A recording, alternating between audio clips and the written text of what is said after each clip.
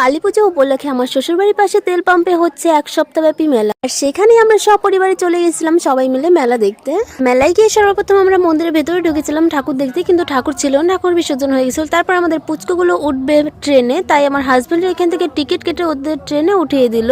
তারপরে এখানে আমি আরো অপেক্ষা করছিলাম ওদের জন্য। অন্যদিকে দেখলাম আমাদের অঙ্কুশ খুব লাফিয়ে লাফিয়ে সুন্দর করে খেলছিল। এখানে দেখো ওরা ট্রেন থেকে নেমেও গেল। তারপর দেখা হলো শুভর সঙ্গে। তারপরে আমরা একটা স্টেশনারি দোকানে গেলাম কিছু ক্লিপ কিনতে।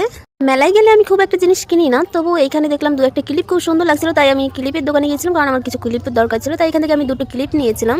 বিয়ের পরে মনে হয় আমি একটা মেলাও বাদ দিইনি, প্রত্যেকটা মেলায় আমি গিয়েছি। কারণ বিয়ের আগে আমি একটা মেলায় যেতাম না, শুধু বাড়ির পাশে এই কাত্তানি পুজোর মেলা হতো, সেইখানে আমি একদিন দুদিন আসতাম। তাছাড়া দুর্গাপুজোর মেলায় আমি খুব বেশি ঘোরাফেরা করতাম না। আর বিয়ের পর তো আমার হাজবেন্ড আমাকে সব জায়গায় নিয়ে যাচ্ছে, না হলে আমার শাশুড়ি মায়ের সঙ্গে সব জায়গায় যাই। ফুচকা পাপড়ি চাট খেয়ে আমরা কাকিমাদের এখানে চলে যাই। এখানে দেখি কাকিমা কিছু ছবি তুলে নিচ্ছিল, তারপরে কাকিমার ফটো পছন্দ হচ্ছিল, তারপর সবাই মিলে কিছু গ্রুপ ফটোও তোলা হচ্ছিল।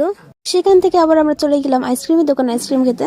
সত্যি বলতে ঘুরতে আমি খুবই পছন্দ করি, কিন্তু বিয়ের আগে কখনো বাবা মাকে বলা হয়নি যে বাবা মা চলো আমাদের ঘুরতে নিয়ে। কিন্তু এখন আমার বিয়ের পর আমি আমার হাজব্যান্ডকে নির্দ্বিধায় বলতে পারি চলো আমাকে একটু ঘুরতে নিয়ে চলো, আর ও যখন সময় পায় আমাকে নিয়েই যায়। আমাকে যারা ভালোবাসে তারা অবশ্যই আমার জন্য একটু আশীর্বাদ করবে, যাতে আমি সারা জীবনে এভাবেই হাসি খুশি থাকতে পারি। আজকের ভিডিওটা আমি এইখানে শেষ করছি, দেখা হবে পরবর্তী ভিডিও।